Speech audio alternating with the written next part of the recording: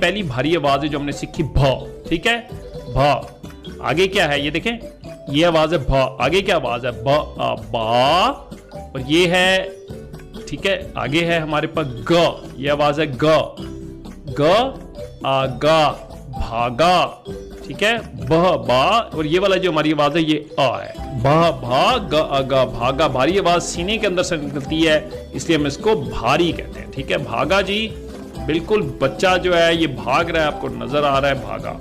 अच्छा जी, आगे चलते हैं। अब हमारे पास एक नया लफ्ज है, ठीक है जनाब, ये भारी आवाज क्या है ब, ठीक है, सीने से निकलेगी भ, भा, री, भारी, ठीक है, भारी। और यहाँ पे हमने आपके लिए तोड़ भी किया हुआ है, ठीक है। भारी क्या होता है, कोई भी चीज बहुत ज्यादा भारी होना, जैसे ये बच्चा लकड़ियों का गट्ठा उठाया हुआ और काफी इसके लिए भारी है। आगे चलते हैं जी। अच्छा जी, ये देखें स्टूडेंट्स, अब